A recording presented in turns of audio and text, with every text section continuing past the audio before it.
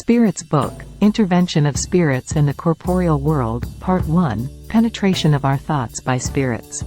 We're delighted to have you here at UR Spirituality, our YouTube channel devoted to offering insightful content on spirituality. This is video 38 of the series dedicated to exploring and understanding the Spirits Book, a must-read for anyone interested in spirituality and spiritual growth. In this episode, we kick off the review of another chapter of the Spirits Book, named Intervention of Spirits in the Corporeal World. The purpose of the chapter is to explore and explain the various ways in which spirits, beings from the spiritual realm, interact with and influence the material or physical world. It delves into the role of spirits in human life, their impact on our thoughts and actions, and how they can both assist and challenge individuals in their earthly journey.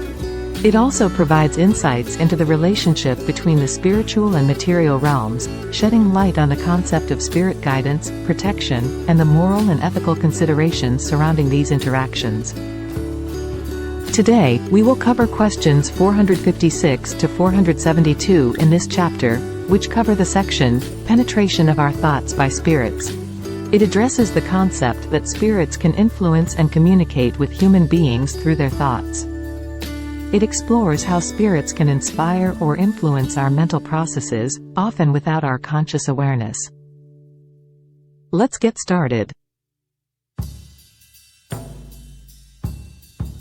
Spirits can perceive our actions, but their attention is selective based on their interests. They can also see our hidden thoughts, even those we try to keep from ourselves. After death, it's often harder to conceal things from spirits than when a person is alive. Depending on the type of spirit, their perception of us varies. Frivolous spirits might find amusement in causing us irritation, while more serious ones sympathize with our flaws and aim to support our personal growth. Additionally, spirits can indeed influence our thoughts and actions more than we might realize, sometimes even taking a guiding role in them. We have thoughts that come from ourselves and others that are suggested to us by spirits. Sometimes contradictory thoughts about the same subject arise in our minds at the same time. In such cases, some are our own, while others are from spirits. To distinguish between them, suggested thoughts often feel like a voice speaking to us, while our own thoughts are usually the ones that appear first. However, this distinction isn't crucial in practice. It gives us more freedom in our choices.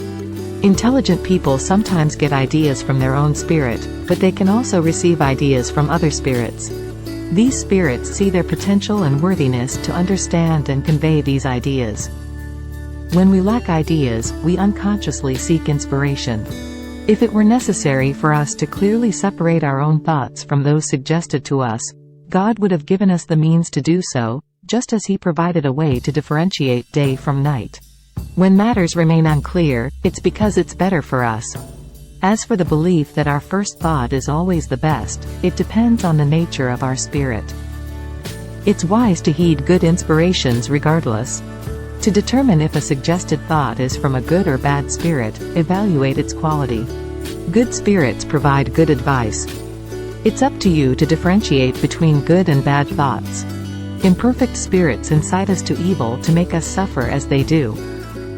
However, this doesn't alleviate their own suffering. They do it out of jealousy towards those happier than them. The sufferings they want us to experience are those of being of a lower order and distanced from God. Why does God allow spirits to prompt us towards evil? Imperfect spirits are used by providence to test our faith and steadfastness in doing good. As spirits, we're meant to grow in understanding the infinite. The trials of evil help us progress towards goodness. Good spirits' mission is to guide you on the right path. Evil influences come when you attract evil spirits through your wicked desires. They support you in wrongdoing when you give in to these desires. If you're inclined towards murder, you'll have spirits encouraging this inclination.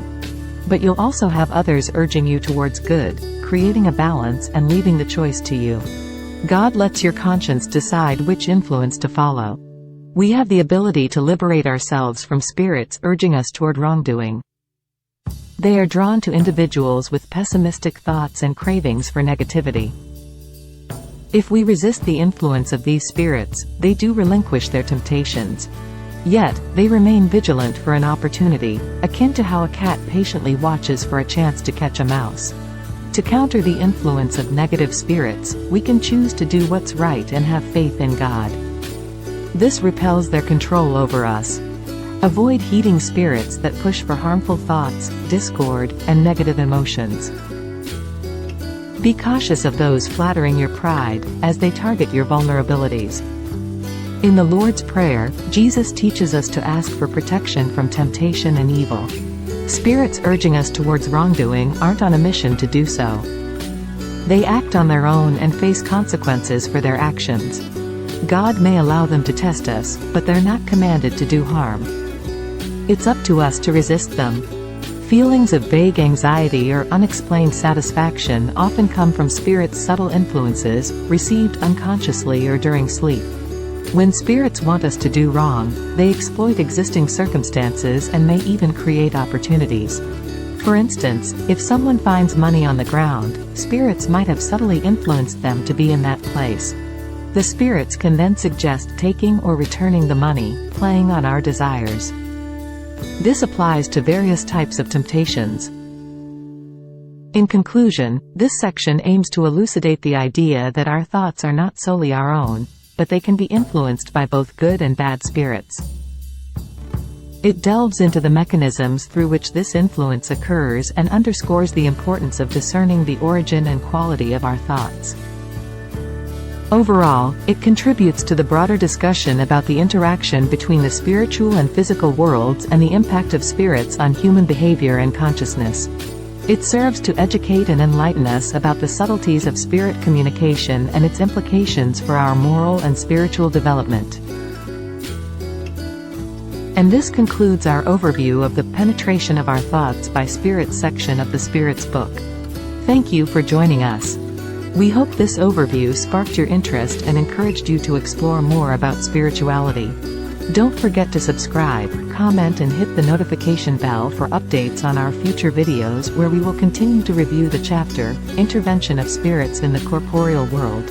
See you again soon.